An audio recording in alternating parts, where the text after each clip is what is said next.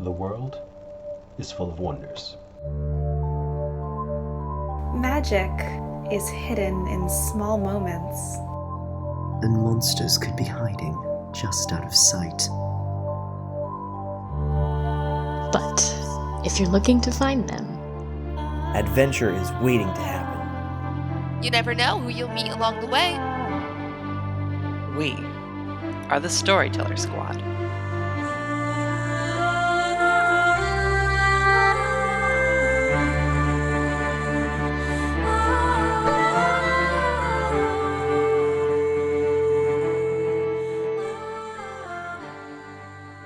Hello, adventurers. Welcome back to the Storyteller Squad. Thanks again for joining us as we play Monster of the Week. But for the first time, we don't find ourselves in the cozy town of Autumn Falls. Our heroes have traveled to Portland, a city that is home to plenty of supernatural activity and a particularly mysterious agency. We're just going to dive right in with character intros because we left off on a bit of a cliffhanger last time as our heroes visited the Eastey Agency for the first time. So, with a deep sigh, he's saying hi, Hugo Rashad. Spirit friends, magic powers, can't lose? Felicity Starnbrook. Move over Felicity, now she speaks to the trees too, Raven Eugenia. One pile of gloop the color of pea soup, Damien Edgecrest. He's young at heart, but old everywhere else, Agent Whittaker. Alrighty.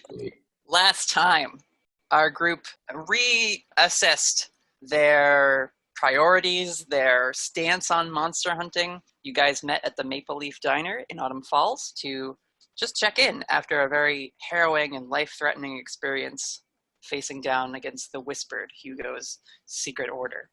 Most everyone has come to terms with this new life that they're living now.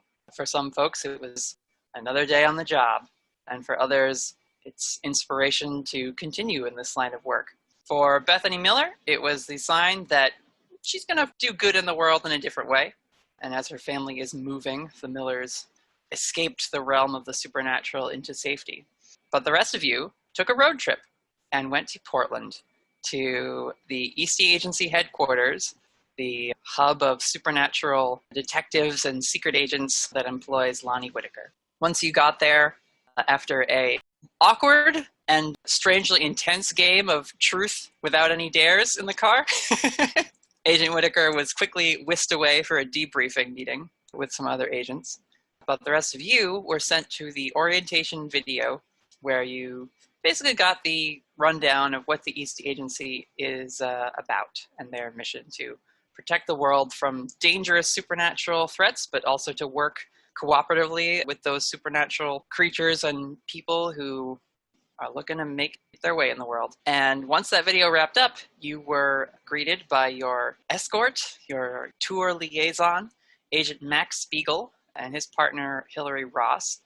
The two of them had just introduced themselves in order to get you guys a walk around of the Eastey Agency. So we'll pick up there. Remind me the names of those two again. So the tall gentleman with sort of dusty blonde hair, wearing a tan trench coat over the normal dark Eastey Agency suit, and with some lightly tanned skin that maybe should only freckle, but apparently he's been in the sun a lot recently, is Mac Spiegel.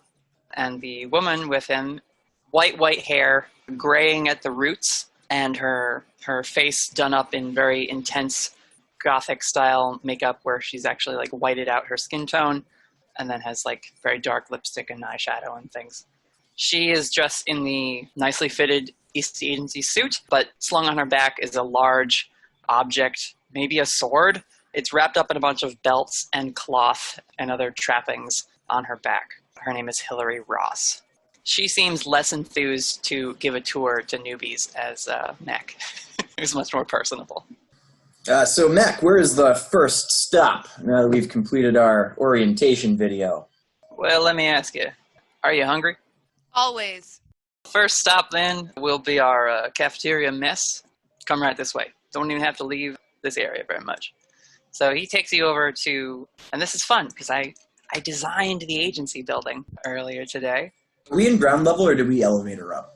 So when you got here, you started at ground level and then went down to park in the underground garage. That's part of the facility, then took an elevator up to ground floor again. And once you got past a blank room with like a security guard and a door that needed keycard access that Lonnie got you all in with, and that opened up into the central hub, which is that white tiled room with a bunch of monitors and displays, and the reception desk where Susie sits and works, and a lot of agents and office workers just milling about doing their business. I think there was a creature. Big hairy boy trying to sign something. Right. Yeah. There are, creatures and strange folks about. So at the hub, towards the back, where this is a large glass window and a raised section. So essentially you have the central hub area where people are just either getting on an elevator, going on a stairwell, finding a hallway to go through. And then one floor above that, although the whole room is like an open space design, so you can actually just see it, is a seating area with a small viewable kitchen area and like a bar and a drinks area and things. And there are people up there typing away on laptops and talking at tables and discussing things. It's essentially an airport in terms of the construction. So Mac leads you guys up there. He touts the wonders of the Eastey Agency chefs and how they get their inspiration from the vibrant food scene here in Portland. And he says, menu's always changing, so I can't tell you what's for food today, but have a look. Don't mind if I do. Is there someone already in line? Damien's just going to order the carbon copy of whatever it is they order. It's kind of like bar seating around the actual place where you place your order and the kitchen and stuff. And there's an agent there sitting. He's got a grilled cheese and a black coffee. He's going to town on. We have such a diverse and interesting menu. It's Yeah. constantly changing. Grilled cheese, black coffee. Grilled cheese, black coffee. That's old grilled cheese, black coffee. There's a Smith over there. You would know who this is, except you're not there. I'm not there. Felicity wants to sit down at the table or at the bar thing. Hello. A lady with very curly hair, kind of like yours actually, Felicity, but she has hers tied up and it's dark brown. She's got a sharp nose and high cheekbones, very pointy facial features. But she comes over, she's got these dangly earrings with little alien heads on the bottom of them. And she says, "Oh, hi, what can I get you?" She kind of slides you a menu. What's on the menu? It's various tapas. There's a donut section on the menu that describes various donuts they import from some of the shops in the area. And then do a spin on or turn into a savory dish by slicing it in half and putting something between it like a sandwich. I would like to get whatever your favorite donut is on this menu. Make that 2. 2 Captain Crunchers coming right up. Captain Crunch! Make that 3. 3 it is. And so she goes to the back. There's a little fridge she opens up, takes out a tray, and brings you guys over 3. They're vanilla frosted, but when you bite into the donut, it's got a little bit of a maple flavor in the actual dough itself. And there are pieces of Captain Crunch on the top shoved into the frosting. This is the most delicious donut I've ever eaten in my entire life. Thank you. You have very good taste. Wait 5 minutes, maybe you'll find another one you like. That sounded ominous, but okay. She points at the menu. She's like, "Did you see what else is on there?" There's a donut that's not light and fluffy. It's an old-fashioned donut with blue cheese and prosciutto on it. There's a rainbow frosted donut that's supposed to have a raspberry lemon glaze applied to it. There's crazy donuts. Can I get this one, the abduction, the one that has the alien cookie on top? Sure. Yeah, that's a good one too. She brings you that over. It's a dark chocolate cookie with mint icing on the top and 2 chocolate chips for the eyes. Thank you. Let me know if you want me to box anything. You guys are new, right? I haven't seen your faces around. Yes, I am new. Hello, my name is Felicity, and you're going to be my new favorite person because you give me the donuts. Mac leans on the counter. Betty here has been, how long you been at the agency? She says, about 5 years now. I love it here. I mean, I knew when I moved that I was going to kind of a weird city. But honestly, it was a little boring at first. It's not that crazy. And then I found out about this place. and it's been the greatest. Ross sits down next to the guy eating the grilled cheese, and she says, "Are you going to finish your coffee, Lincoln?" And he says, "You can have it." And she takes the coffee and reaches for like a hot sauce bottle, unscrews it, and and then screws the cap back on, stirs a little bit with a spoon, and then like just is sipping on this hot sauced coffee. Damien is also going to grab the hot sauce. Okay. Pour some into his coffee as you do. So, Raven, I know we all got the same donut, but we're not doing that, are we? Oh God, no. Oh, okay. I thought this was going to be a thing again, and I was like, no, thank you. Raven will order just a plain black coffee, and I feel like if Damien starts putting like too much hot sauce, she's just gonna like put her hand on his of like, no. You need to stop, like a couple dashes. We know you're gonna have to regurgitate this or whatever later. Just don't. Right. That's fair. That's fair. Don't waste their hot sauce. Don't hurt yourself either. Agent Ross she doesn't seem fazed by it at all. She's just sipping away. Is that good? You lady? You can call me Ross. And no. And she just takes another sip. The power she has. I feel like I want to ask why, but I also don't at all. Good. And she downs the rest of the coffee, and then stands up. Can we get going, Mac? And he's like, right you are, partner. Let's get those things wrapped up. Sorry about you two. Aiden and Hugo are still kind of looking at the menu because they didn't want donuts, but they weren't sure what to get. They're like, oh, that's fine. No, that's okay. Hugo just shrugs. It's like, whatever, we could eat later. Hugo seems very much like a we have food at home kind of guy. Yeah, I think so. Obviously, free Wi-Fi. Can come here and work on your current case assignments, do a little research, bounce some ideas around between your fellow agents. We like to encourage cooperation and sharing so that we can get things solved as quickly and as painlessly as possible. Speaking of cooperation, because, obviously we all want to work together as effectively as possible. I know Olivia Eastey is the director. Are there multiple directors, or is she just in charge of everything? You report to her? Or are there other people that are important to bow my head to, if you will? Well, there's the senior agents. Olivia is she's on a board, so I don't know a lot about the company politics. I try and just keep my head to the grindstone, but no, she's not calls all the shots or whatever. It's usually, they have a lot of meetings up on the top floor to discuss direction and strategies for the agency nationwide. Do the other members of the board end up hanging out around here, getting donuts, or are they sort of, boardroom only? He smiles. He says, I see you worked corporate before. Yeah, no, they have people to bring them their lunch. Good to know. Thank you. But y'all are here to basically show us what you can do, right? So why don't we head on over? We'll get you guys over to the lab, get you introduced to some of our researchers, and then we'll maybe check out the testing facility and firing range, see what y'all have.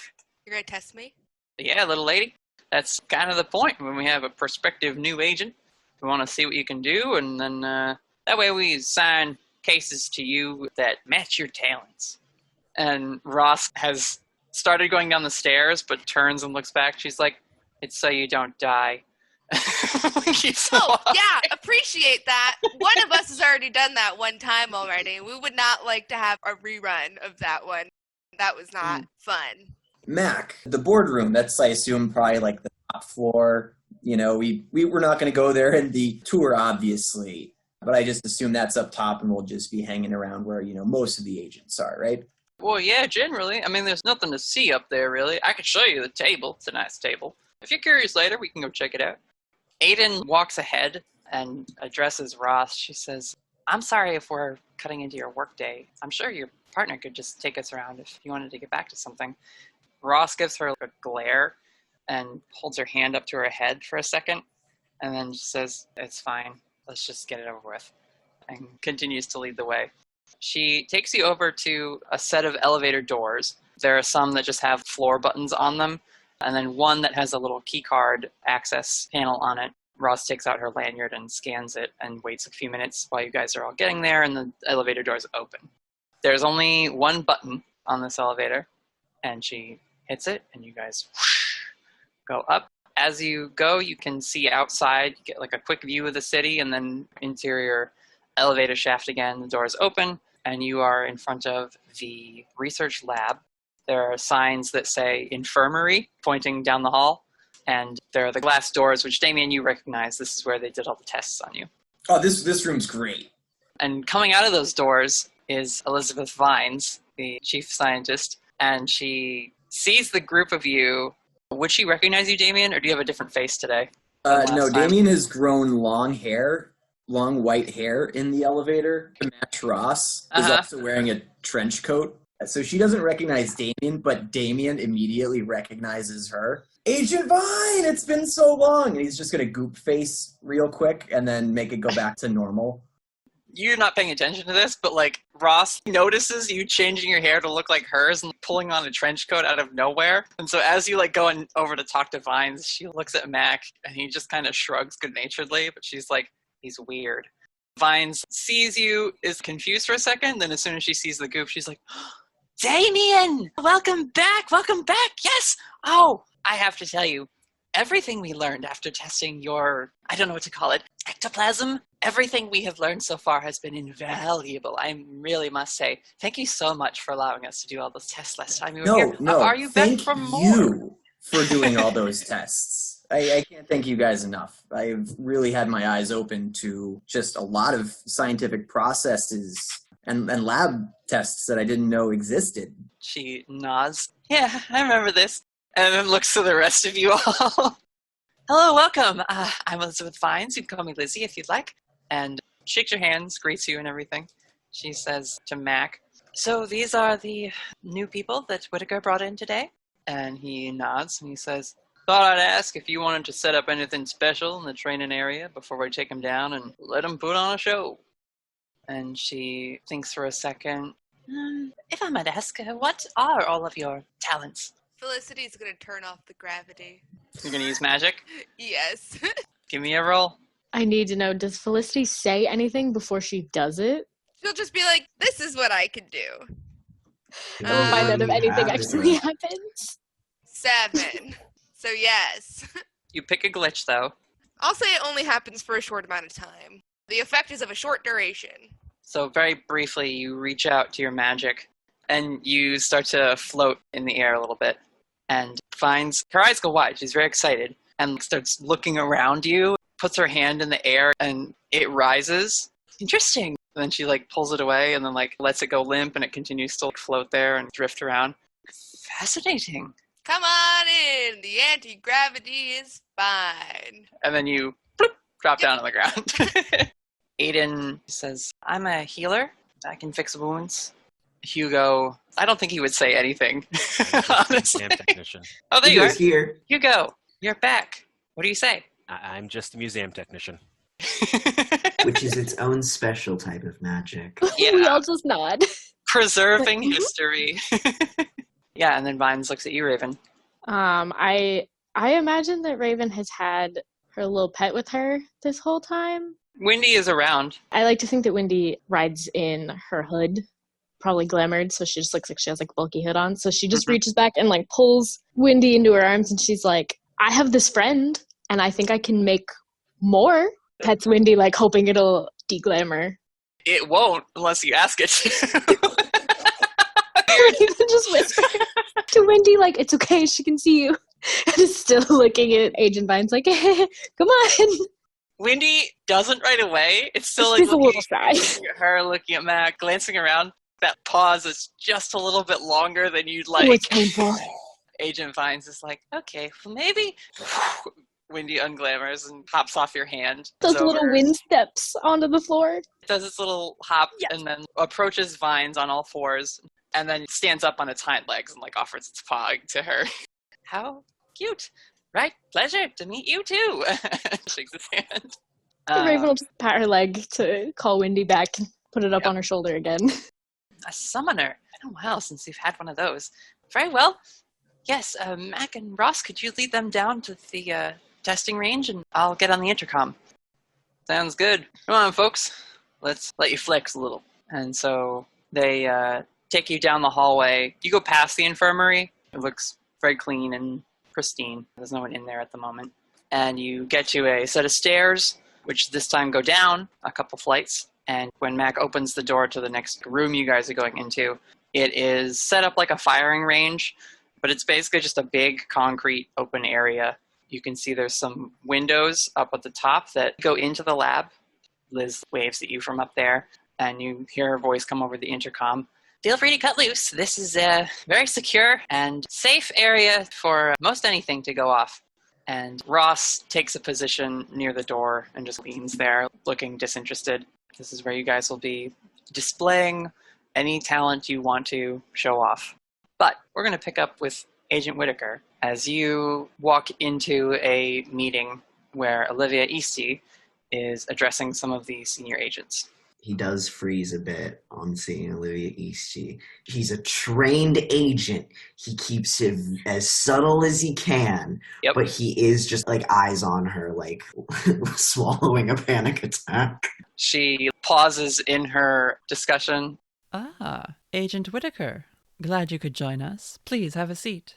And then goes back to like giving her talk. And she's basically just describing various sting operations that the agents have been on. They're trying to follow this like trend of robberies that's been happening recently in the city. And so you get a few bits of information about that. But the other agents, when they see you, give you like either a good-natured nod or some don't pay attention. They're focused in on this. They've got like a case that's ongoing, so they're much more interested in any information that she can provide. And the meeting goes on for another like 15 minutes or so. And then she says, and in other news, Agent Whittaker has brought some newcomers into the agency today. Would you care to speak on them? Yes. I've been stationed at Autumn Falls, and I've been receiving a lot of help from some of the locals up there who are also privy to the going-ons in the supernatural world, and some of them have been showing magical prowess of their own and have been invaluable in keeping me alive and also keeping the people of Autumn Falls safe. So I was very much hoping they could get a lay of the land here and perhaps consider joining the agency themselves. Does she want me to speak more like who they are specifically? She doesn't prompt that question, but another one of the agents does. Connor Lang, your buddy from Combat Connor. Tactics. He says, do you have any idea the scale of what you're bringing in? Are we talking like alpha level threat or like maybe a gamma? Gonna be honest, I do not know, and I don't think they know either. And that's one of the reasons I'm bringing them in here today. We've got Raven Eugenia, who is writer on everyone's favorite blog. Thought she might have a thing or two to say, and apparently she's been manifesting some low-level magic abilities, nothing too fancy, nothing too powerful yet. But the real kicker is Felicity Starnbrook, who's a bit of a firecracker, and we're not sure what her deal is, but she's been stopping time and causing a few kinetic explosions, and well, we're getting her under wraps. All the agents start murmuring when you mention stopping time and unknown magic. And Marissa Ramos, one of the twins who are the magic consultants on this like panel of more senior agents, speaks up. She says, how long has this person been manifesting these abilities? Apparently she's only been doing magic until a few months ago when I first met her. But she's been seeing, she can see through the veil, apparently, all her life. She gives a look at her brother. They both take some notes on a little notepad they're sharing. Gimmer, who is the goblin friend of Connor, sitting at the table, says, I'm looking at the docket. It says here you have 2 individuals listed, their powers unknown, this Aiden Brightwood and a Hugo Richard. Mr. Richard. Right, got it. Yeah, I've let them come in. They've kind of got their own, hopefully we'll be doing some alliances with them and their people if they're not thinking of joining the agency itself. Their specific power sets, I've never really been one for analyzing magics, so another reason they're here. Marisha mutters something under her breath. You don't catch it, but they seem to agree with that statement. Figured they might. And Olivia says, well, if I'm not mistaken, we'll be getting some levels tested on them today. I've put Agents Spiegel and Ross to be their guides through the agency. I'm sure Vines will come up with something to test them all with. Sounds good enough to me. And she claps her hands. She says, well, agents, you'll have projects and assignments to work on. Continue doing good work. Thank you for your time. And she goes to collect her things, and they all start to pack up their supplies and wander off to their various offices. Connor stops before leaving, and he says, give it to me straight. Could we take him? Not Felicity. And Gimmer, they don't glare at you, but they give you a pensive look, and then look over at Connor, and he says, yeah, okay. Countermeasures, we'll be working on that this afternoon. And so they go. Here's, I will say, I'd like to see you try Hugo. Oh, yeah? You got some fight in him? Sure does. He's got screamer sticks. Oh, you might find that a little fun. All right, yeah. Send him down to the gym. And so they head off. Marissa gets up to leave also, and her brother Tomas walks by you on his way out, and he says, Ever the magnet, Whittaker, and pats you on the back. I don't try to be. And Marissa gives you a look over the shoulder. She's like, mm-hmm. Keeps going. Oh, I love them. You get a text on your phone from Prithi, who is not in this meeting, but they have heard that you're back. And it says, I better see you this time. I'm in requisitions all day. I'll come by later. And now it's just you and Olivia. You know, she's just collecting her things. She's cleaning the whiteboard. One sec. Give me 1 sec. I'm going to look at the things you can do in a situation. I'd like to read a bad situation. Yeah. I'd like to read what I think is a very bad situation. Okay. All right. +2. I leveled up my sharp. That's a 7. Read a bad situation. Oh, these are not as specific as I was hoping. Oh, you know what it should have been? Can I rewind and say investigate a mystery? Because that has more to do with... That's fine. Investigate a mystery. And I'd like to ask, I can hold one, what sort of creature is it? In the sense that, I'm looking at Olivia looking for, some hint of something that I would not have noticed before. Gosh, what would... If anything. It could be nothing. You note something about Olivia, which you always took to just mean that she was a woman of fashion, is that she has a silk scarf on that's always tucked under her collar of her Eastey Agency suit attire. And yeah, thinking back to because now you're in the room with her, you're running through every interaction you've ever had with her. And you're like, ah! And you realize that most times you've dealt with her, she's either been here at the agency, and you see that even in this room, the blinds are drawn. Or when it's been outside, she's had her dark sunglasses and usually some kind of umbrella.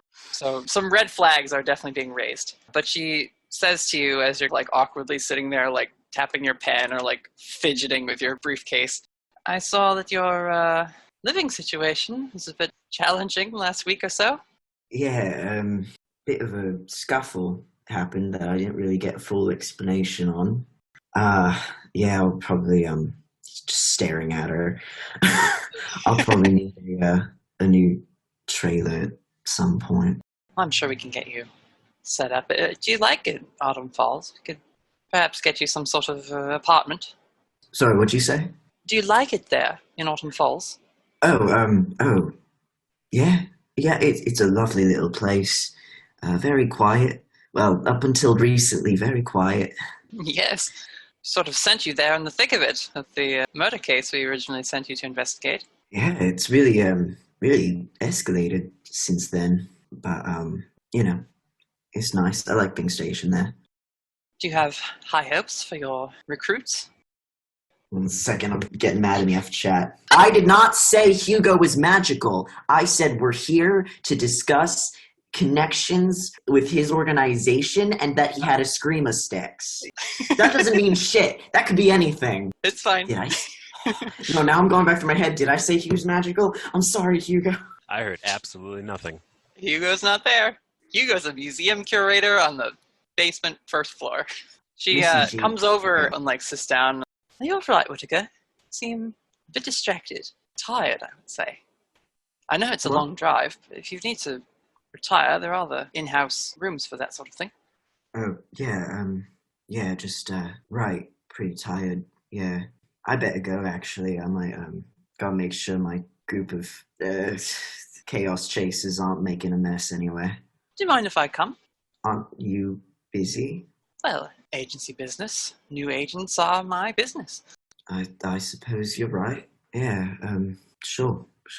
Okay. Gets his stuff and starts going. Again, outwardly, she's acting the way she always has around you. Which is more suspicious. But as you guys head out of boardroom A, or whatever we'll call it, the rest of you down in the training facility, what do you do to show off your abilities to Vines? Damien is going to turn into a fly and then fly up through the glass and then like morph to a person to stand next to Vine so he can also watch everybody else. Which she doesn't see from where she is, because again, it's a pretty big room, so she just sees you like, and you're gone, and she's like, that's new! And then a little fly like phases through the glass, and Damien, she's like, ah! Like throws some papers. No, you had like the best seat in the house. I wanted to watch from here too. Okay. And she's gathering her stuff up, and she says, right, doesn't matter who goes first, just somebody. She hits like a button and some targets move forward on some rails. Felicity would like to use magic. I was gonna say Raven just like gestures for Felicity to go first. Like, have at it. I am so itching to go. And she's going to... I don't think she cares how she does it, because she's never really... She just thinks things and they happen, so she's going to destroy one of the targets, and she doesn't know how yet. That's the thing about Felicity. She doesn't know what she's doing. She doesn't know anything. Okay. So go ahead and use magic. 7 again. Pick your glitch. My glitch will be... I'll take a harm. That'd be a fun one. So you reach out with your arms towards one of the targets, and you just center yourself, you draw on that wellspring of magic that you've lately been able to reach into, and you get another vision. It's more quick flashes. You see trees on a coastline and some birds flying, and you see rain and thunder flash, and you see a sword thrown and landing into stone.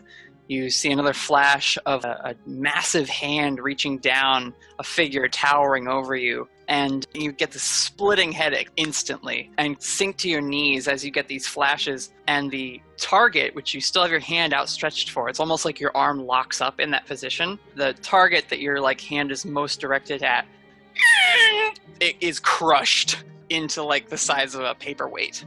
These are just human-sized cardboard cutouts, but they're on like a metal frame, and that whole thing just like is now absolutely condensed. Okay, Felicity's gonna rub her forehead. Everyone else, you see Felicity on her knees. Eventually her hand lowers. Everyone just roll me a sharp roll. Raven got a 7. Oof. Not good for you, Damien? Nope, that's a big old fail. Damien was taking notes though. Not anything valuable, but Yeah, that's true. You're kind of far. At all. You're kind of far away at this point. Makes sense that you wouldn't see anything. Raven, you don't notice it at first, but you do see Aiden goes over to Agent Ross, who is also on the ground. She's not out, but she's also holding her head, and that object on her back is humming with this light inside of it. You see it peeking out of the bindings and wrappings on it. And Mac steps forward, puts his hand out to like stop Aiden from going over to her, and so she throws her hands up like, oh, okay. And he goes over and starts talking to Ross in like a hushed tone, trying to comfort her, because she's breathing heavy. I can't do this. Vines comes on over the microphone and is like, okay, everyone all right down there? Yeah, ta-da! Yeah, you say that as like your nose is bleeding. Felicity, you did great! Thanks. Does anyone have any, like, ibuprofen? Or... Aiden, because Mac is dealing with Agent Ross, she comes over to you and she says, good time as any, I guess. And her hand glows a little golden. She's going to use her healing ability on you, Felicity. Beautiful. Felicity, when Aiden puts this golden hand on your shoulder and then presses it to your forehead, the headache goes away, but you get another vision. The visions you've been seeing never really stopped, but now they clarify and stop going at such a like changing the channel at a rapid pace kind of way. and it just freezes on a view of a cliff face where there are two figures in like simple linen dresses ahead of you. And then vision's gone. They've stopped entirely. Aiden pulls her hands away from you really quickly, and you see a little bit of blood trickle out of her nose. She just wipes it away quickly. That was a weird one. Teamwork, I guess, right? Yeah, she's just like seeing the ruined test dummy over there. I wonder if I could do that to a person. Let's not test that. You've made an impression enough already, I think. And she like takes your hand and leads you away from the area where people are supposed to shoot. Vines gets on the intercom. Miss Eugenia? Raven will take a deep sigh and step up. There are still two targets, but again, this is a pretty open area. There's some training mats. There's not a lot on the walls. It's concrete for a ways, and then it becomes padded, which you imagine is just on top of the concrete for like sound reduction. I feel like first thing when she steps up, Wendy is going to see the targets and get excited and shoot one of them from her shoulder, which doesn't really say anything for Raven's abilities, but I think she'll let Wendy do it. She can see Wendy like really excitedly wanting to shoot the target. Okay. She's like, all right, you first, go ahead. So Wendy, from your shoulder, pulls on one of its little ornaments dangling from its antler to stretch it taut, and then takes a quill from its back and lets fly a couple quills. They all make a nice little clustered pattern on the one target, and then it hops off your shoulder, lets go of the string, and you feel a breeze pick up around it as it gets down on all fours, and then the quills in the target fly back and insert back into Wendy's furry little bunny back. Well, that's new. Cool. And it just wanders around waiting for instruction. She'll kind of watch Wendy for a second. Like, all right, you can walk around. And Probably step back anyway. Vine says, "What do you call that creature?" I think it's a wind spirit. I've nicknamed it Windy. Okay. He seems to be okay with that. We don't know much else about it. I summoned it accidentally. Damien, Vines presses a button next to the microphone she's been speaking into, looks over at you, and she says, "I didn't think they'd be this green. They're good, right? They're okay?" They're fine, but I mean, none of us are professionals. So this is just going to be amateur hour and testing stuff out. Okay. Just question. I mean, I assume that Mac and Hillary can handle themselves, right? Yes, they're very accomplished agents. Good. Then they're fine. Yeah, everyone's safe down there. Okay. She realizes what you're getting at. Oh, from what I can tell, they'll be okay. So she turns the button back on, calls down to you, Raven. She says, is that the extent of your abilities then? This friend of yours? I mean, I guess. Punch the dummy! You hear, like, please, Damien. Like, wrestling the mic away from you. I, the player, am really debating if she wants to try to summon something else or if she wants to wait. I'm really torn because this seems like a safe place to test it out. But story-wise, I've been waiting to just do it in the midst of chaos and see what happens. So I'm like, react as Raven in this situation. If she's thinking, I don't really want to, then she wouldn't. Yeah, I think she recognized that Hugo hasn't like said everything, and so I think she's gonna be like, yeah, that's kind of it. Just that. Thank you. Like awkwardly steps back. And at this point, Vines says, "Okay, well, I think we'll and there's some static on the microphone, and it does that like whine again, and you think like, oh, Damien maybe tried to take the mic away. But Hugo, can you read a bad situation for me? Not well, but we'll see what happens. You can sure try. I'm having you do it because you have not been like engaged in the show off my powers bit, so you're sort of just still on observation mode. Got a 7. 'Tis a mix. What's your hold you're going to use? Are there any dangers we haven't noticed? You've been watching your friends and keeping an eye on them, but loosely, because you figure of everyone here, you're one of the more familiar folks with what they can do. So while they're showing off, you take the time to really take in what this room and this facility and its relative location as you like map out the Eastey organization in your head, at least this one building anyway. And as you're looking up the window, you kind of look above that to the fluorescent lights that are illuminating this area, and you see a couple of them are flickering, and at first you think they need to replace those, but more of them start to flicker, and as that distortion of the microphone intercom happens again, they all start to pulse and then come back on again. And you hear Vines up with Damien, and you can see this Damien, she backs away a little bit from the console as the lights and the buttons on it start to flash in patterns without being pressed at all. She like comes back over to the mic and she says, "Sorry, I think we're having a bit of technical difficulty." And Damien, you watch as sparks and static and electricity starts to arc across the control panel. It shoots up the microphone and hits Vines and knocks her back. And you guys down in the training area, you see the lights again go out and come back on, go out, come back on. One of them bursts, and you see Max stands up. He's like, "Whoa, hey, Vines, what's going on up there?" And that same radio intercom starts up, and you hear, "Greetings, everyone. It's been a while." And Whittaker, you and Olivia have just gotten into the elevator up on the top floor, and the doors have like closed. And as it's descending, you also hear the like flicker, flicker, flicker, and then emergency stop, elevator trapped. Aiden is now looking around as the lights in this place either go out completely or burst. And so glass and sparks are raining down. Some of the technicians in the lab are like running over. One of them goes to pick up Vines and help her to her feet. She's rubbing her chest where she got zapped. I'm fine. What's going on?" And she looks over at you, Damien. Do you want to read that situation? What's the biggest threat? You see these two lab techs who are helping Vines to her feet. You see a glow starting to form in their pocket. It doesn't look like a good type of glow. Like, that's not supposed to happen. In their lab coat pockets? Yes. One is in, like, the breast, and the other is on the... It's like a side pocket. They're not really paying attention to this. They're just helping Vines up and, like, getting her steady.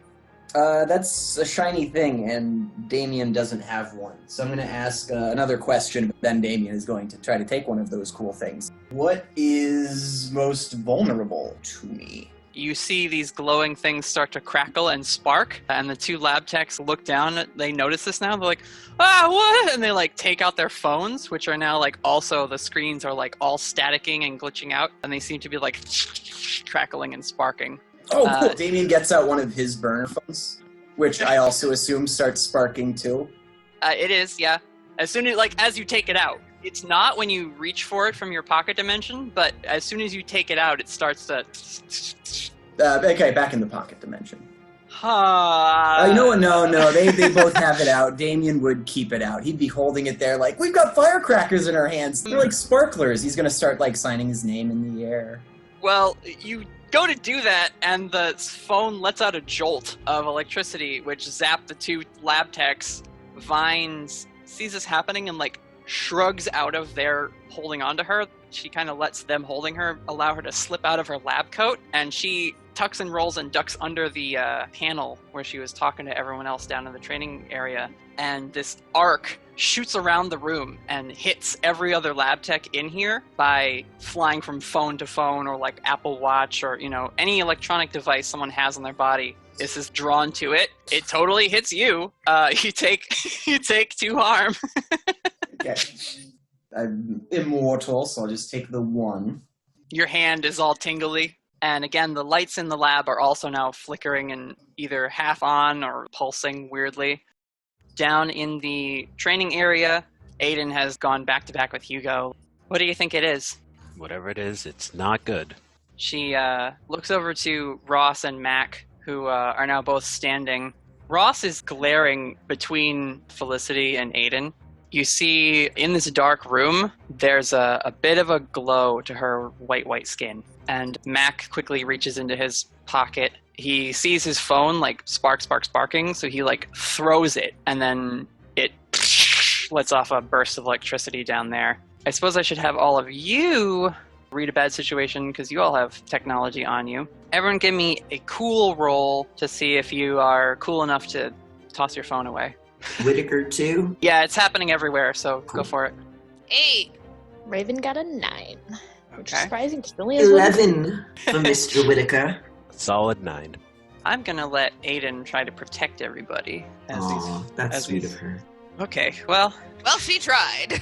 she tried. She has a +2 to her tough, so that makes it an 8. You protect them okay, but you suffer some or all of the harm they were going to get. As this sparking is going on, she throws her hands out, and that gold aura that she can emanate starts to glow from within her, and rather than the electricity blowing up randomly, it starts to draw towards her. And so your phones don't explode, the energy from them is and starts striking her. She takes it, she feels it, but when it's over and the room is dark, aside from Mac pulling out a flashlight, he quickly shines it on her, and you just see her jacket is smoking a little bit, but she's standing and doesn't seem unstable or anything. Ow! Mac lowers the flashlight so it's not in her face, and he just goes, "Healer, huh?" It's quiet now in the room, except for a buzz that's sort of just constant coming over the intercom, and it's just the sound of low volume static. Damien's going to pull out another cell phone just to see if they're still exploding. Because everyone else was holding their phones, Damien would have held it out until it exploded in his hand. So he just pulls out an extra burner. This one doesn't seem to spark or anything. Huh. And then if it doesn't go off, he's going to call Whittaker. Well, we didn't resolve what your 11 meant, but as your phone is sparking like that, what's the cool thing you do to keep it from zapping you and Olivia? Is there an emergency exit on the roof? Because I want to just... whoop. Yeah, totally. That is what Whittaker does. Just chucks it straight through the hole, closes it, waits. The little light bulb thing in the sides of the elevator, they don't explode, but they cut out. Oh, is it just pitch black in here? It is pitch black. Oh, I'm gonna shit myself in real life. Happy Halloween! Happy Halloween, everyone! I've got a spooky adventure for y'all. We're playing Emery's claustrophobia nightmare. No! But there's plenty of room in an elevator, and you only have to share it with one other vampire. With one... It's cold. It's dark. 5 cubic feet of space, and I'm sharing it with my new favorite villain. I'll tell you what, Whittaker. There has to be at least one emergency light or glow in the dark button or something. That's a good point, Raven. The buttons do glow. They've got a little ring around them that has a glow in the dark feature. And Olivia takes out her phone, which wasn't sparking, and she hits a few buttons on it and then pulls up something. You see it illuminating her face. And she says, I know I should have got lead cases for all the agents. What is your ringtone, Whittaker? It's the James Bond theme. You hear a slightly pitchy, digitized version of that playing from above you on the elevator. Great MIDI version excuse of to it. get out of here. We're gonna open it back up. Yeah, you parkour yourself onto those little handrails so that you can actually reach the top again. When you lift open the little hatch, you see your phone is just on there and it's ringing with an unknown number on it. Yeah, all right. He's gonna park himself up there, just sort of feet dangling below, and answer it. Hi, it's Damien. How are you? Damien, is this your fault? Nope, not this time. You hear That's- some coughing in the background, Whittaker, They're fine. and Vines crawls out from under the exploded panel, and she is crawling over to go inspect their lab techs, who all seem to have been shocked unconscious. Oh my god, is everyone okay? Yeah. Vine's fine. I can't see the others. I think they're fine. I mean, just Is it the whole facility? sparking, exploding cell phones. You hear Olivia from below. She says, "It's the whole facility." Sounds like the training room got hit too in the labs. You see her furiously typing on her phone when she hears that. So what happened? Sparking phones. We just got some. Yeah, everything that was electronic basically became a bad guy. Yikes! Could you come get me? We're in the elevator. Me and Director Eastey are a bit trapped right now. We could use a a hand out of here. Yeah, sure. I'm a little lost, but I'll Get they said Spiegel and Ross were with you. I Are they can okay? fly through walls. I can find the elevators. See you in a bit. Click. I love Oh, Damien's God. upbeat in a horror movie attitude. Oh God! All right, help is on the way. I hope. It may Olivia, take a while. from the tone of your voice, I think perhaps we should try and find our own escape. Well, we've got the emergency. I don't know how elevators work. If you wanted, I mean, you could try climbing on the cables to like get up the shaft, which is dangerous. You could also try and pry the doors open. The problem is we're not stopped at a floor, are we? Why don't you read a bad situation? Let's read a bad situation. Since you are in one. That's a 12. All right, read a bad situation. What's my best way out? So you can see that fortunately the elevator has stopped between floors. So if you were to either from atop the elevator where you're kind of sitting with your legs dangling down the little hole in the roof, you could try and force the doors open from up top, or you could go down inside the elevator and try and force those open to get yourself onto a floor. I guess, yeah, if we're between floors, that would mean if I go back in, I would have to do the elevator doors and then another set of doors. Correct, yeah. So let's do, Whittaker's going to try and reach the ones above. He's going to stay on top of the elevator box and see if he can reach the next floor up. Olivia calls up to you. What does it look like? Do you need a hand? I'm going to try and get the doors on the next floor up. I might need a hand, depending on how much they want to stay closed. Give me 1 second. And he's just going to try on his own to pry them open. I don't know what you roll for that. I don't think you roll for that. Probably act under pressure, since you're... Oh, that's right. Trapped in an elevator. That is something you can roll. That's a 7. A worse outcome, a hard choice, or price to pay from me. The hard choice you're going to have to make is that you cannot budge these on your own. Maybe you and Olivia could do it together, but you'd have to ask her for help. Whittaker is going to peek back down. Director Eastey, we can get a hold of the doors for the next floor up, but it's they're not budging on their own. Do you think you could give me a hand? What she has pulled up on her phone looks to be building blueprints, and she says, yes, one moment. Puts her phone back in her pocket, climbs up. She, offers her hand up, give me a boost. Pull her up on top. Yeah, pulls her up. Is she cold? Yeah, which if you, flinch at that at all, apologies, bad circulation. Fuck. And, yeah. But once she gets up there, she takes off one of her shoes and uses the heel of it to jam between the doors, and then gives you a shoe, and she's like, better with leverage. And the two of you manage to, pull the doors open and crawl your way out into the hallway. And again, this happened just as you were getting in the elevator, so you only really went down a floor or two. But we'll get back to you in a second. Everyone else, you are all down in the training area.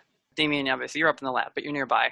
Ross has opened the door to get back into the hallway where that stairwell was, and she's checking corners before she proceeds anywhere. She then leaves and heads up the stairs.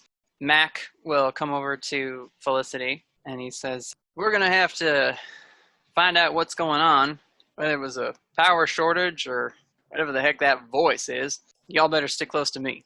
Okay, I just would like to clear something up very quickly first, because I know that I have made mistakes in my past, and I've broken many, many things. Even though you guys just watched me crush a dummy with my mind, I can promise you that this was not me. Mm-hmm. I would be real proud of it if it was, so you better believe I would say that it was me, but it was not me. I think we'd know if it was you, but hey, I'm glad you're on our side. You see him shoot a glance down at that crushed training dummy, and then he proceeds to head towards the door also. Windy, during all this, was darting around the room, trying to, find an exit, aside from the door you came in, and didn't find one. They now have calmed down a little bit. They're still, breathing quickly, but they hop back up onto your shoulder, draw a quill, and are just watching your back out of the hood of your jacket. She's gonna try and, reach back and pet Wendy. It's okay. I think we're safe now. Thank you. It doesn't change its posture, but yeah. You tried. You guys are in the Eastey Agency, and something bad has happened. I don't want to like keep directing you with the NPCs. Yeah. Tell me what you guys do. Damien knows where he's gonna go. He's going to the elevators. I think Damien probably has enough situational awareness to find his way to the elevators. From here, yeah, because you took an elevator to get to the lab. Are you going to wait for the group or no? No, finding Whittaker is important. The group's fine. They're with an agent. As you go to leave, though, Vines is helping prop up some of her unconscious coworkers. She's just either like leaning them or like putting a rolled-up jacket under their heads so they're not lying on the ground. And she says, "Oh, Damien, wait! I've got to go get Whittaker. You want to come with me?" I better stay here and see if I can figure out what's going on here." I better go wander off on the Eastey Agency all by myself. She hands you a walkie-talkie, and she says, "Keep in touch." Yeah, sounds good. Perfect. Damien pulls a flashlight out, walkie-talkie in one hand. "Agent Vines, this is Agent Edgecrest. Over." You hear yourself on the walkie-talkie on the table next to her because you haven't gone anywhere yet. And I she's just like, had to make sure it worked. Okay. As you walk towards this elevator, there's no one around. You see the button has a little glow-in-the-dark ring on it. The lights in the hallway some are on, some are alternating, flickering, some are completely burnt out. Damien's going to put his items away and turn into a bat to explore the elevator shaft. You stow all your things, step into the elevator, phasing through the door, and I think you do, and immediately start to plummet down the shaft. And then phase into a bat and fly up the shaft. Alright, yeah. The rest of you, what do? Ross and Mac are at the top of the stairs. They're checking the door before they open it to go back onto the floor of the lab. It's 2 flights, basically. You have training area, which is 1 basement, and then you have ground level, where the hub was, and then another flight. It'd be 2 flights of stairs, but the third floor is where the lab is. Why doesn't Raven read a bad situation for me? I rolled a 9. You should add your sharp, which is pretty good. 3. Which is pretty good on Raven.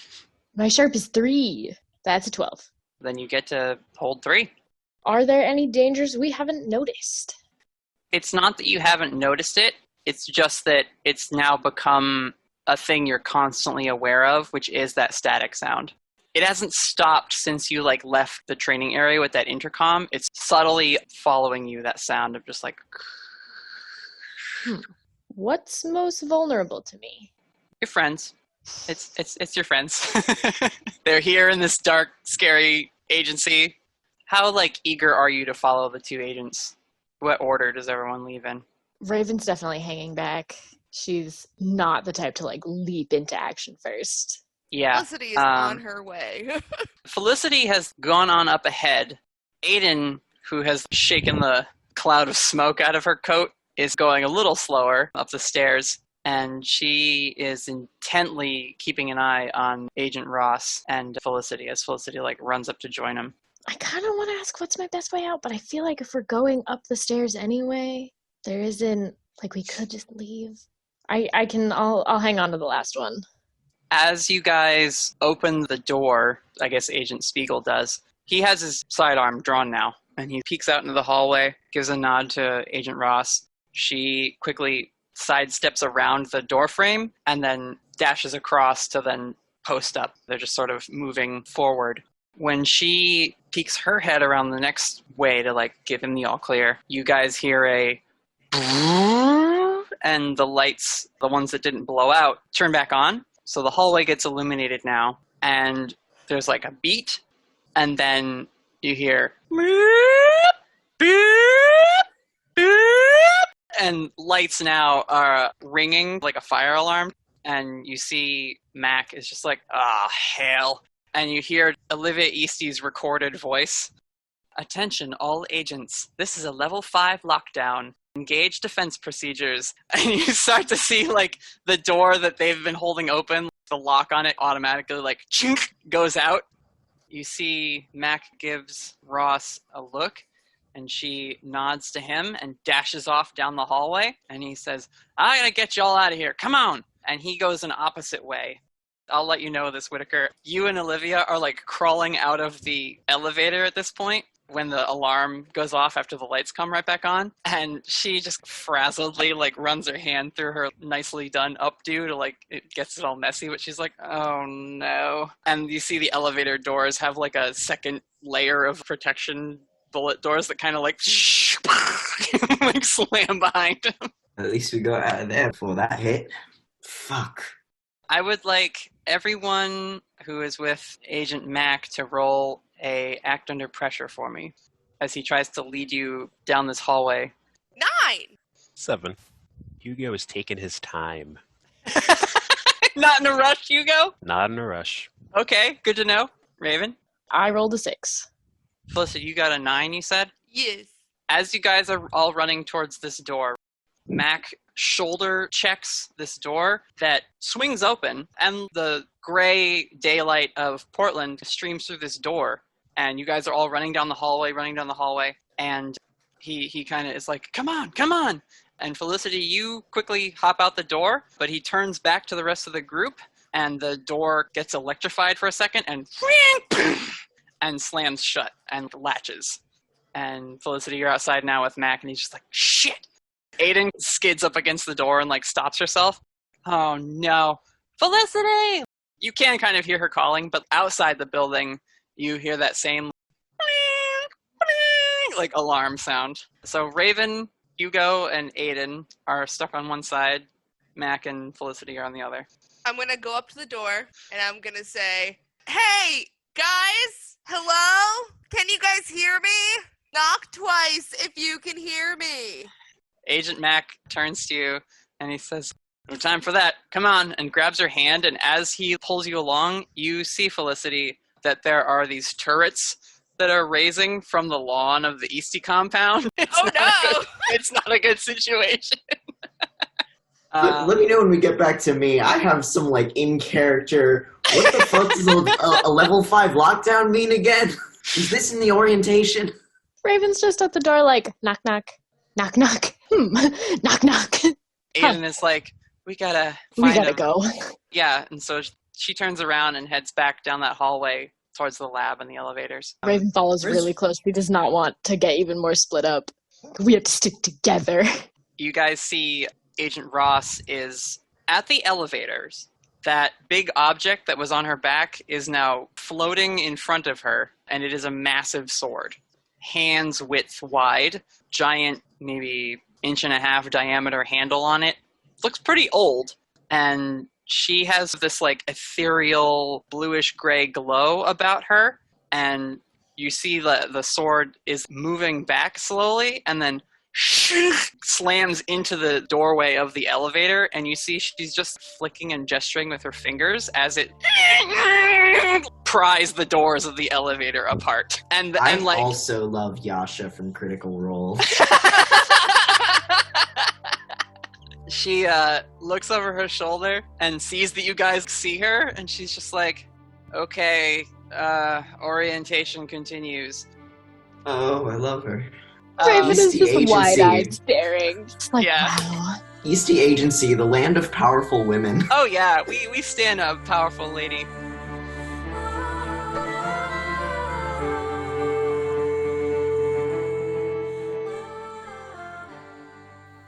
Hello, adventurers. Speaking of powerful women, for this week's break, we're doing a special shout-out for one of our own. You know her as Raven, but the team behind the Storyteller Squad knows there's a whole lot more awesome stuff our friend Brittany does than play a spirit-summoning nerdy witch. For starters, she has her own pottery studio, and she's holding a sale on some of her latest work today. That's right, today, Friday, April 2nd. If you're listening to this episode in the future, and we get it, sometimes it's tough to catch an episode the day it comes out. But you can still check out and support her work and future sales if you follow @OceanBlueCeramic on Instagram or check out www.etsy.com/shop/OceanBlueCeramic. Take home something handmade by a cast member from your favorite podcast. Yeah, I said favorite. I'm not taking it back either. We're your favorite now. I'm afraid you'll just have to deal with it, adventurers. There's a whole Eastey Agency full of powerful women to back me up on this one.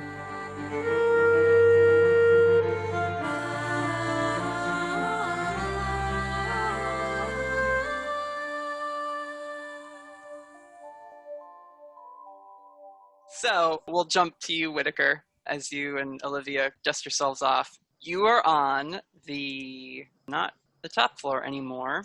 You're in the agent cubicle area where like you can go to just do paperwork and check your mail and stuff.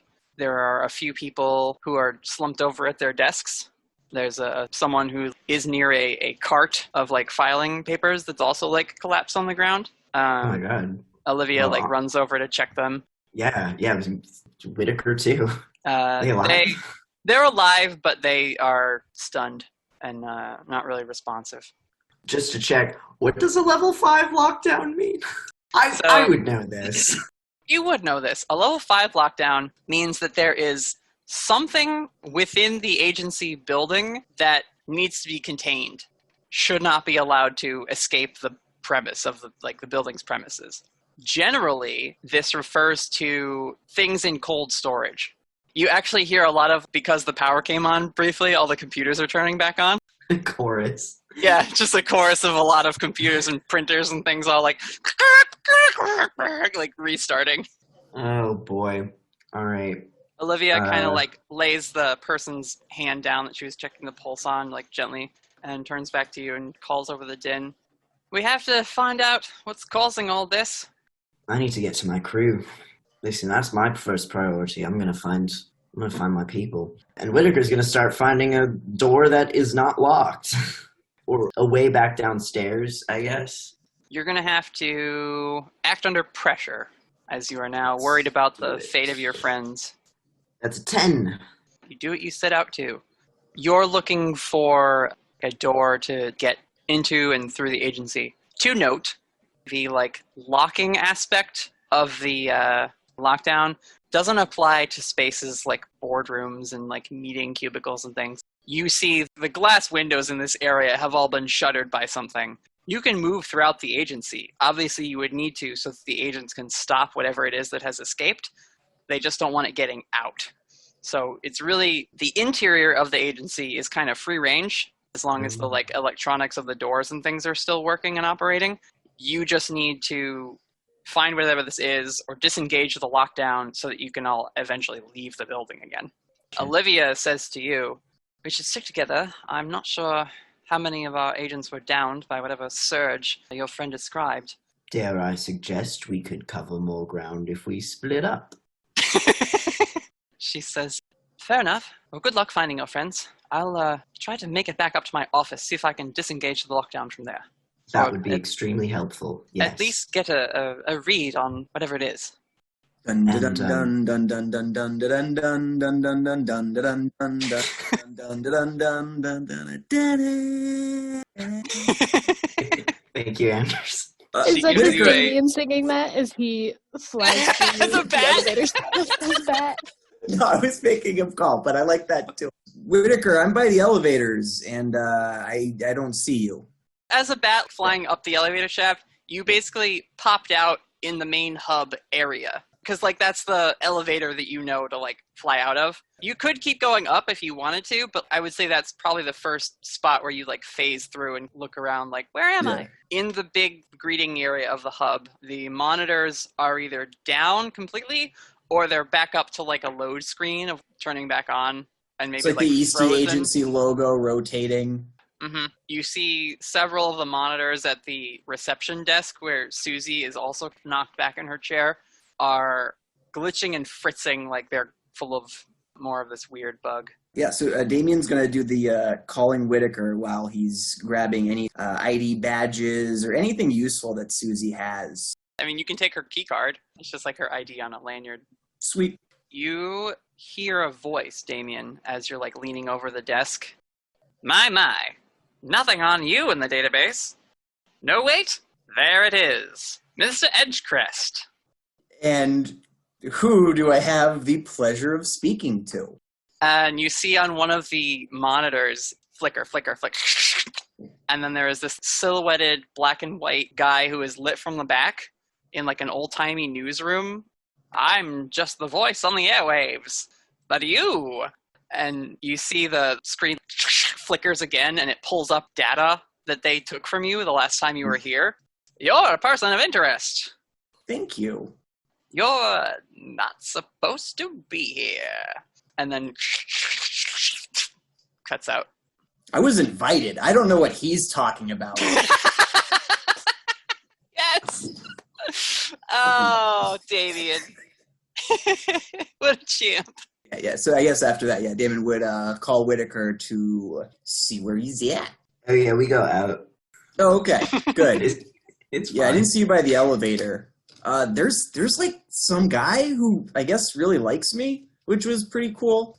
That's really good news, Damien. I don't think this is really the time or place for that, but congratulations. Look, humans have like a bunch of really weird social rules that I try to pick up as I go, but there's so many. So I'm just gonna celebrate things when I can. And yeah, it was great. He apparently Damien, I'm about to hang up if you don't give me something pertinent right now. Wow. I'm trying to describe the person who's taken over the electronics of your entire organization and you want to hang up. Wait, back up. What? So, the You person could have led with that. monitors... Hey, yeah. Agent Edgecrest, you could have led with that. Anyway, continue. Yeah, well, I'm not a special senior agent yet, so I'm just greenhorning it as I go, you know. Yeah, you really are. You guys get nothing done. You just continue to spit sass at each other for 5 minutes. Okay, so this guy like hopped on the monitor and was all, you're not in the database. Let me, yeah, you are, Damien Edgecrest. I'm going to pop up your stats. Like, numbers mean something. I don't know. Anyway, ran my numbers. I didn't get a face or a name, just voice on the airwaves. Voice on the airwaves. All right, so someone's hacked into the mainframe. Whittaker, behind you, one of the monitors does that same flickering thing, comes on, and that same backlit guy in front of the grayscale old-timey TV set says, "Did I hear someone say my name?" Hang on, I'm gonna put you on hold. What's all this then? That computer goes out, and another one in a different cubicle. Interesting. Lonnie Whittaker. You've had a storied career since coming here, and an even longer one before that. What the hell do you want? The lights in here flicker, flicker, flicker, go dark. A single screen lights up. I'm just trying to get the lay of the land. I haven't had a look at it in quite a while. Who are you? The voice on the airwaves. What are you... Is Olivia Eastey seeing this too? I haven't left the floor yet, I don't think. She had paused just before leaving in the doorway as you were on the phone. And so she's in the stairwell, but she mouths to you, "Keep it talking." Are you looking for anything in particular? You hear, "Eastey Agency, protecting you and yours at home." And it's like an old sounding infomercial for the Eastey Agency that's playing. And then that like cuts out and the voice comes back on a different monitor. "Have you ever considered what it might be like to be stuck in a box?" Well, you're out now. What's your plan? Down the row of cubicles, you see a figure step out of one of them, and he materializes upwards as the, like, first a shoe, and then pant leg, suit jacket, face. Except when it turns at you, the face is all static, bluish and glowing, and it just raises an arm and points at you, and then phases out and is gone. That's not good. That's not good at all. Olivia comes back over to you. "I know you're worried about your friends. You should get down to cold storage and find out what they know about this." Sounds like a plan. If it's got access to everything in the Eastey database, yeah, let's go. As you take a step past her, she's like, "Let's? You want me to come with you this time?" It's neither here nor there. "I think I will. You've been a bit off, Whittaker." And she like goes ahead of you to one of the stairwells, and you guys begin the descent from top of the building to way down in the basement. Oh, right, Damien's still on hold. Damien, make sure everyone's okay. We got something new. When Damien was put on hold, he would have put Agent Whittaker on hold and then called the other members of the group, if any one of them had working cell phones. All of their phones, they either left in the training, well, it's up to you guys, but I don't think you would keep your phone after it tried to electrocute you. I feel like Raven would. She's like, they seem fine now. Hugo loves electricity, so he still has it. Okay, fair enough. Raven would keep hers in her hand. She wouldn't like put it in her pocket or anything. So if anything, if she sees any sparks, she'll toss it. She has some hope she'll be able to like save it. And she left her laptop in the truck. I feel like I said she brought it with her on the car trip. But she wouldn't have brought it into the agency. Well, Raven, Hugo, and Aiden, all three of you are at the other end of the hall. You would have to walk past the big glass sliding doors to the lab to get to where Agent Ross is. But like I said, she is can openering this elevator shaft with her giant ghostly sword.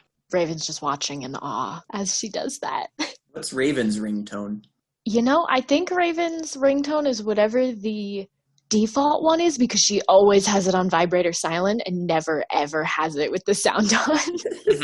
That's very boring, but I believe that's what she has. She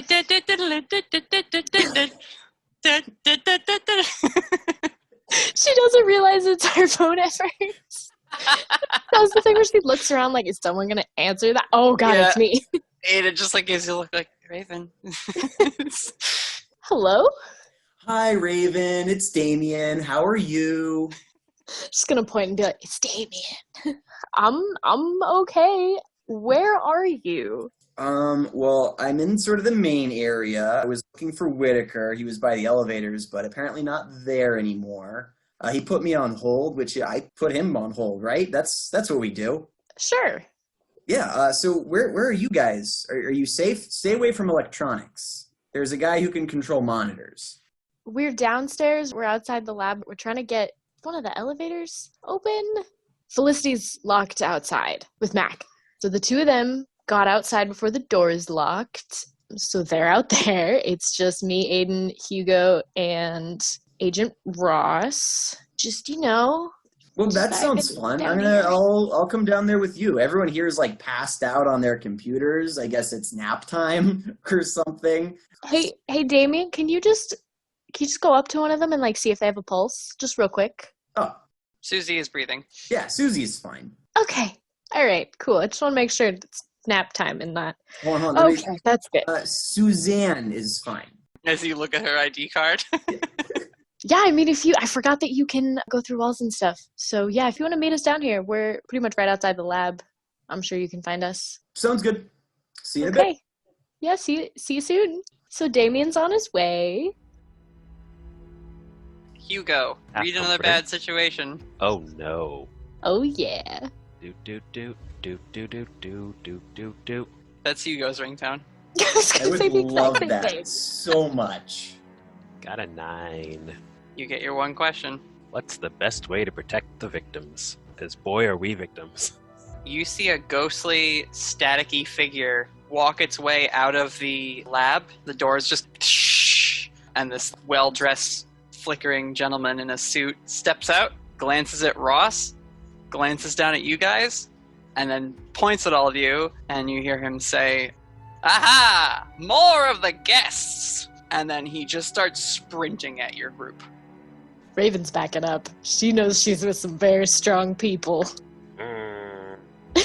She's not going to physically nudge Hugo forward, but she's really hoping he's going to step up and do something cool. Magic time. We go and clap our hands together. We're going to slam on the ground. And we're going to try to put up a barrier.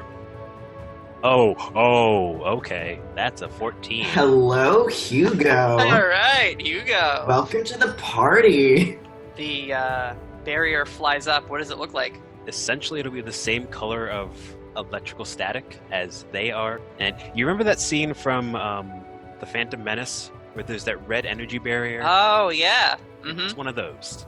So that goes up. You see the figure slows its sprint to a little jog and then just stops in front of the barrier.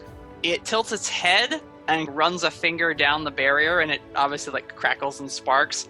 Interesting, Mr. Rashad. Seems you can deliver when put under pressure. He's just gonna stare. Aiden puts herself not in front of anybody, but like she also steps up to the barrier. What do you want? The figure regards her. Fascinating. Aiden Brightwood. Or should I call you Sarah? Or Jane? Wait! And he just starts calling out all these names.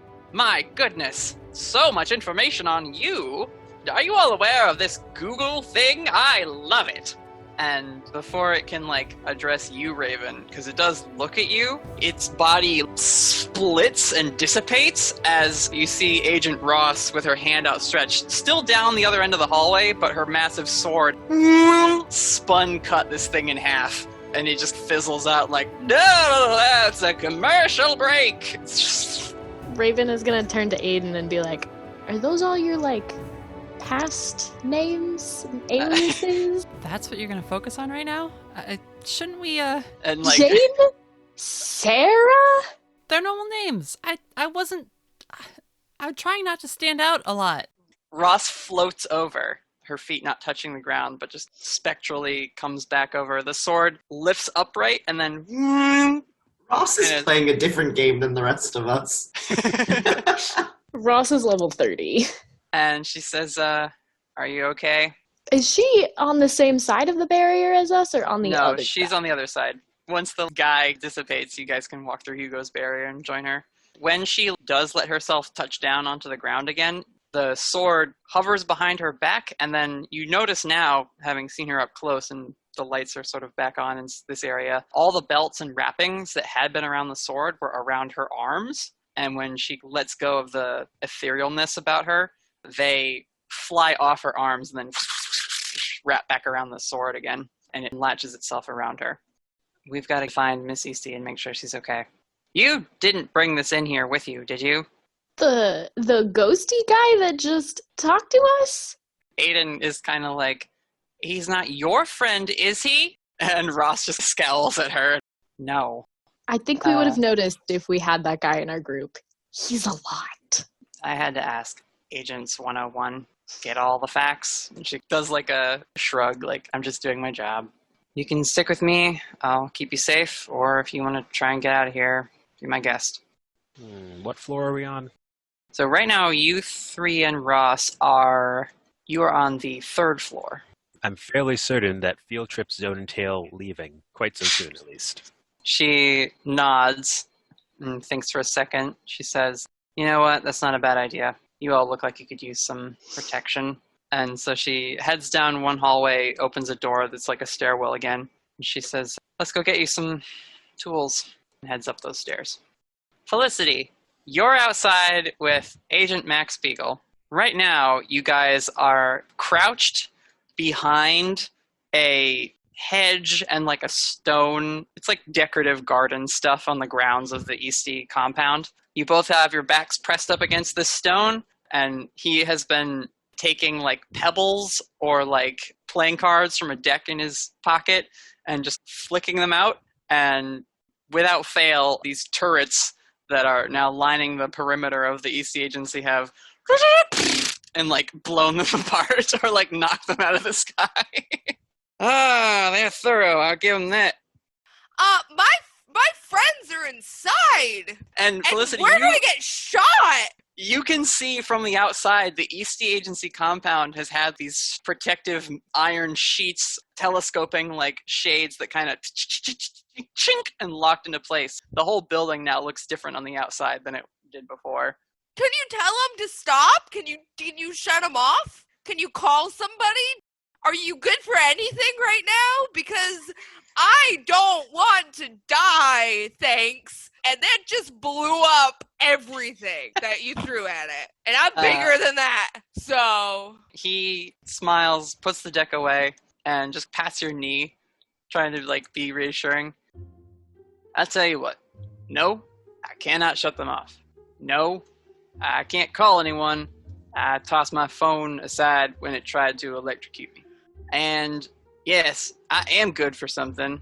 I'm a very calm person, Miss Starnbrook. I feel like we need a little more than just calm right now. A certain amount of panic is maybe necessary. Do you know why I'm partnered with Miss Ross?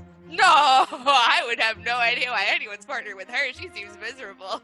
I will say that generally, my cheery and encouraging demeanor has been helpful for allowing her to channel her supernatural abilities towards productive ends. And after what I saw you do to that test dummy in there, perhaps you could do the same? What do you say, partner? And he offers a hand to you. I say I feel like a cowboy now. Has he encouraged you? Would you like to use magic on some of these turrets? I'll crush him! Yeah. 13! So Mac is peeking over the edge, and he's doing some math in his head. Now that one's range of fire seems limited, and he starts to point out that all those stones he'd been throwing and cards and things were actually very intentional. And he was basically trying to figure out where the blind spots in these turrets were so that he could maybe figure out a path through all this. So he points out one of them. If you can just get that one wrenched to the side or disable it, listen, I don't want to flavor your solo act. If you can just handle that one over there, I think I can rush over to that one and shut it down. That'll at least get us to the front door without being harangued any further. I can handle it. I can't tell you how, but it will be handled. That'll do just fine. So you reach out with your magic, and this time you're thinking, just crush it again, please. And with 13, it totally does. If you had taken a Play-Doh sculpture of this turret and done a towel twist, that's now the structure and shape that it resembles. Mac sprints across the field, following the little, tactical path he's laid out for himself. He's able to strafe around and then slides underneath this thing, gets behind it, and quickly takes out a large knife that he's got and cuts a few wires, and then it also shuts down. Right on. Now let's see what we can do about opening this can of worms. And calmly sheathes his knife, and the two of you stroll up to the front entrance of the Eastey Agency. Okay, partner.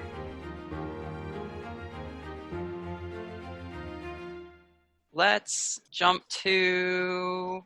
Damien's just wandering the hallways. Oh, sure, come over to check out my agency where everyone takes naps and the power doesn't work. P.S. You're not welcome anymore. Poor Damien. Whittaker, you and Olivia are making your way down this back stairwell, and you get to the lowest level that you can get to with this stairway, and she pulls a small gun out of her coat pocket, and she says, "Now, we don't know what's been compromised in there. Let's be on alert." Always takes out his gun. I'll let you decide. Do you want to investigate a mystery or act under pressure? Ooh, I guess investigate a mystery would be better, because then I can start asking questions and shit. And questions are what we're all about. Let's do some dice rolls. That's an 8. I get 1 question as we open the doors. Cold storage, as its name implies, has a pretty chilly blast of air as you guys step into this underground hangar. It's one of the biggest spaces in the whole compound, despite being the lowest level. And it is very tall racks with a lot of containers and chests. There are a couple forklifts which have their lights off. Are you doing the cool gun and flashlight move? Oh, you know it. Yeah. You see that one of the forklifts has a driver slumped over on it. Another has, they've rolled off the thing, and it went and rammed into a wooden crate as they fell off it, and it kept going. Luckily, it didn't knock anything over to crush anyone, but it's pretty quiet down here. And just to note, he's keeping Olivia Eastey in his range of vision at all times. Not putting his back to her. She is, I don't know following... if she'd notice, but yeah. Well, she's following, procedure. She'll move ahead and duck behind a crate, look around, and then give you the all clear to, come forward and also look around. I think the question I'm going to ask, which I feel is most appropriate, is, in this case, what happened here? Where did it escape from? So we can get more information on what exactly we're dealing with. As you guys check the different rows, and again, it's a very big facility, and you're using the different crates and things as cover. They've all got official barcoded label stickers on them describing what's inside them or what's being contained or whatever. But you make your way a ways into the compound until you see one of the crates with the lid slightly askew and into the shelf that it's on, stuffing hay or shredded paper just sort of strewn about on the ground. And you can see bits of glass from one of the large bulbs from the ceiling that is now down around this area. Your feet kind of crunch into it. Olivia sees that, is just like, go check it out, because she doesn't have her shoes. Did we ruin her heels when we pried Oh, open yeah. Oh, yeah. I was They hoping were- she had, like, cool Agent Crowbar heels. No. She was being resourceful, but not, like, prepared to be trapped in an elevator at any time. Yeah, with some hesitation, he moves forward, but he's kind of at an angle, so Okay. he can look back at her. Is there any indication of how this thing got out? I don't know if we could tell that from the situation, but... You don't really see any forced damage to the crate at all. Do you peer inside? Yeah. You see an old AM/FM radio, the type that would like sit in a living room as the centerpiece of the living room, with like a couple old light up dials and things on it to show like the station you were on if you moved the turner knob. The glass cover for the like which channel am I on panel is cracked. You see some of the stuffing padding of this particular thing is like singed a little bit. And then you catch it out of the corner of your eye, but a large shape leaps from the top of one of the big stacks and lands on top of another. And of course, Olivia trains her gun up there. Yeah, we've got movement. I'm gonna go around the side and kind of like pads off to like get at the other flank of it. What do you do now? I'm gonna try and help her flank, I guess, make sure we're getting both sides of it. But before I do that, you said that the boxes have like little like information thingies, or was it barcodes? Yeah. Or something about the things inside. Can I see the one that was on this one? You can actually. It has written in like an old typewriter print on this like old faded curling label, Radio Ghost. It's dated 1948. That's what it says on it. I mean, it has old faded scribbles of the agent that brought it in and all that stuff, but in the dark, or rather without like spending a lot of time looking at it, you can't make out what it says. Yeah, so I'm gonna help Olivia Eastey flank. I'm gonna point my flashlight up at it. Just, I don't know. I wasn't sure if I was doing that already, but Yeah, your focus is now on this thing that's on top of the large shelf. It's like, I don't know what to call it, but the type of shelving that you get in like a Home Depot, essentially. Yeah, Those like the yeah. big metal ones. I don't know if there's a specific name for that, but just scaffolding. yeah, like scaffolding shelves.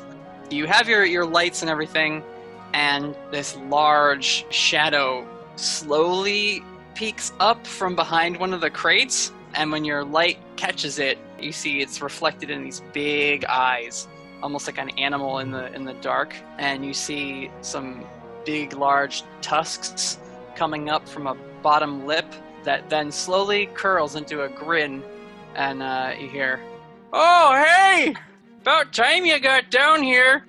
And Norm Northunder, the abominable snowman who works in cold storage, pads his way down the shelving unit and comes over to you. And of course, Director Eastey also puts her flashlight away, she holsters her gun in her little like sidearm holster.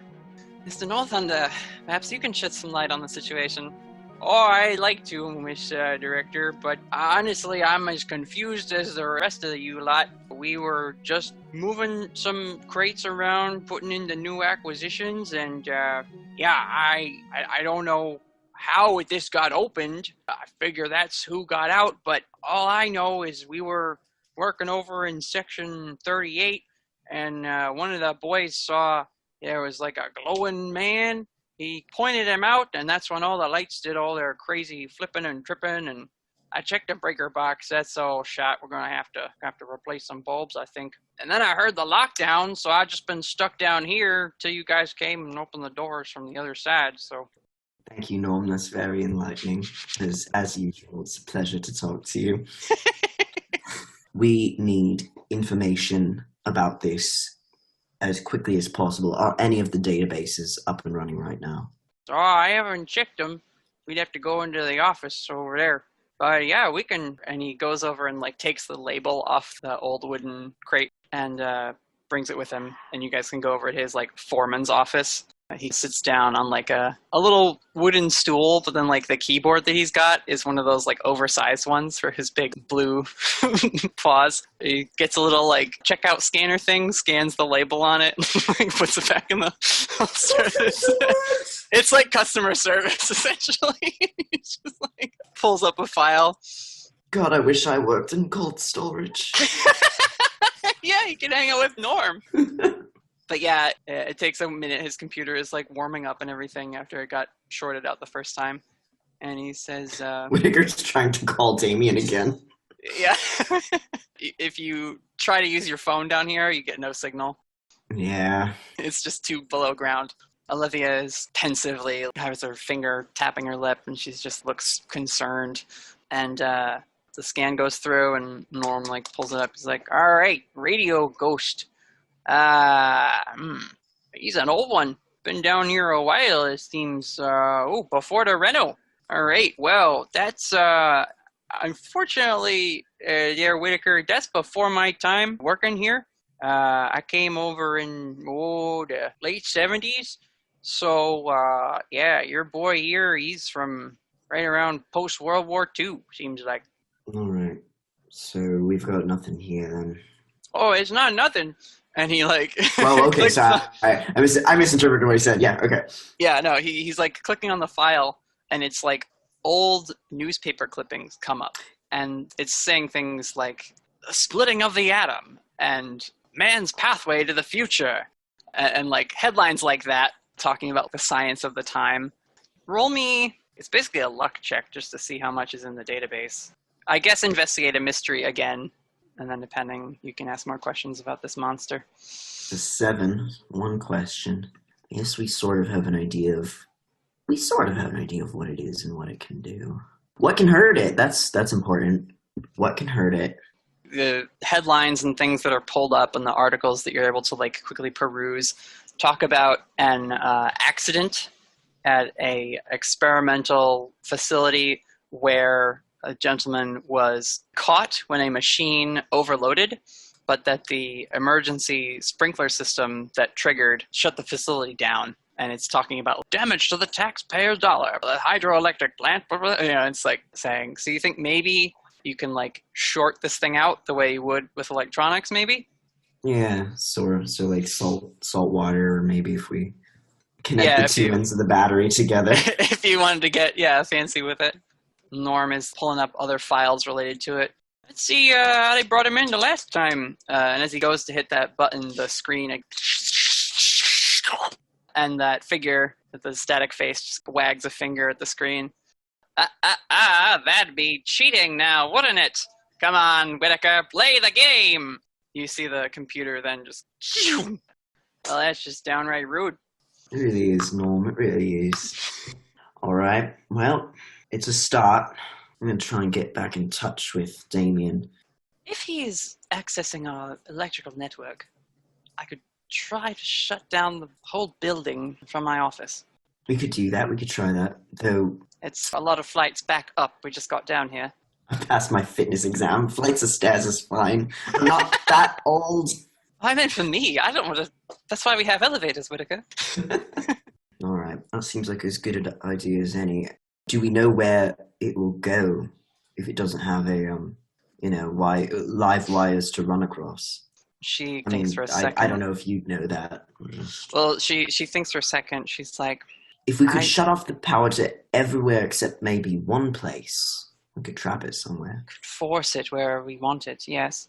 Norm, you said there was a breaker box down here we could take a look at. Oh, yeah, it's just over down in the back corner there. Try to keep it away from things so we don't bump it with any of those forklifts. I can take a look at that. Yeah, that would help us control where the power's going and see if we can direct the movement of this thing. What floor do you want to force it to? Which one's got the best sprinklers? I'll have to check my Eastey Agency layout and decide that. The training room, honestly. That would make sense, because, Yeah, either the training facility or the armory. Ooh. Yeah, take him to the armory. I don't know about that one, folks. Listen, I don't know if he can pick up a gun, but I don't want to see him try. The library, actually, as a fire suppressant system. And I'm not a not lot of keen on- electronics in there. I'm not keen on. It's a lot of books. It's a lot of water on a lot of books. Well, I understand. Either that or the training facility. And the training facility feels like it's, designed to be exploded a bit and rained on. Well, if we can get him back down there, I'll see what I can do with the breakers. All right, I gotta make sure that my wards are all out of that area. All right, then. Good luck, Agent. And she and Norm will leave this foreman's office to then go check on the breaker situation, see what they can do with that. Time to go find my babies. Speaking My of, children. Felicity, you and Mac are outside. You are essentially working or need to figure out a way back inside the facility since it has been locked down. You don't have anybody that you can just call? Like, why is this going to be so difficult for us? You work here. Well, this is your first time here, and I'm sorry we're sort of leading with a bad foot forward, but I assume you've been informed of our purpose in general, what we do as an agency. Yes, I did take the orientation. I watched the video. We had some popcorn. Yeah, right. So when we have certain troublesome artifacts or creatures that need to be contained or that we can't seem to wipe from this mortal existence somehow, we try to keep them contained here. And given the threat that they sometimes and often pose to the general public, well, this whole defense thing is designed to keep them from getting much further out of our grasp. Okay, but how do we break it? I want to go back inside. You hear over the intercom, Felicity, "Afraid of being alone, are we? That would make sense, Miss Starnbrook." God? Are you there, God? It's me, Felicity. Mac's eyebrow raises that's your reaction? And over this intercom at the front door, you hear this voice. "Separated from your friends. First ones in a while, it seems. Gosh, Facebook, am I right?" Wow. Thanks for that, mysterious voice. "So many messages left unanswered. Seems you reach out quite a bit, but don't get a lot of replies back. I understand that." What? Hey, listen, why are you being such an asshole right now? Mac is going to draw his gun, but the radio ghost continues and says, "Tell me, Miss Starnbrook, what would happen if I were to, say, take your friends away permanently?" And you see a monitor and you see a camera view of the hallway that Aiden, Hugo, Raven, and Agent Ross are all walking through, and you see it start to buzz and shake, and these ghostly hands start reaching out of the walls towards all of them. "Really now, what would it take for you to really cut loose?" I'd like you to act under pressure, Felicity. I feel like she is not very good at this, but let me just go ahead and that's a +0. Ha! Mm-hmm. 4. Felicity, you tell me, how upset is Felicity right now? This ghost is needling her. We're gonna put it in the bracket of unbridled rage. We're gonna throw it right on in there. So you start to lift off the ground, not in the anti-gravity way, more like Agent Ross. Your hair starts to lift and swirl as sort of a wind picks up around you. Agent Mac steps back. He's still got his hand reaching for his gun. He hasn't drawn it yet, though. And you hear the radio ghost just chuckle over the monitor. "Come now, let's really see it." It is twisted and warped, and you're not even gesturing with your hands or anything. You just think, "Stop it," and that whole section of wall is blown forward. And on the other side of this torn out section of the front entrance, you see that flickering blue figure, and he's standing there with his arms sort of folded behind his back, that still static face, and he says, "There it is. Now we're really cooking with gas." And then you just hear bang, bang, bang, bang, bang, bang, as Mac is unloading on this dude. And the shots fly through this figure, which does the thing like in a TV when the static does the little ripple. It gets one ripple and then it disappears. And you calm down and like set back down on the ground. And Max steps up beside you and he says, "There's another reason I'm partnered with Agent Ross, Miss Starnbrook." And you guys in the hallway with Agent Ross. She now is glowing with her ghostly sword. Her face looks a lot more desiccated, and her hair is glowing pure white now and floating in the air. And she has her sword out and is defending as Aiden's glow comes up into her fists, and you guys are all backed up against each other as these static arms are reaching for you through the walls. And we see Ross twitch, and the sword goes up against these arms. We cut back to Mac as he reloads his gun and looks down at you. And he says, "I ain't afraid of no ghost." And that's where we'll end our session tonight. Oh, man. Thank you, Natalie. You're welcome. Yes, thank you so much, Natalie. Oh, That was amazing. so goddamn good. That's our adventure for this week. Thank you guys for tuning in. We'll find out how our heroes deal with the radio ghost next time. Ah! I love the radio ghost. Right? Dude, I He's have been wanting awesome. to bring back the transatlantic accent for so long, and this just reminded me of how fucking good it is. It's so much fun. It reminds me of the like intros to Legend of Korra episodes. Oh, yeah. That's That was the first 1,000% thing who I I'm thought of. channeling. Yes. Good. I It's like love those.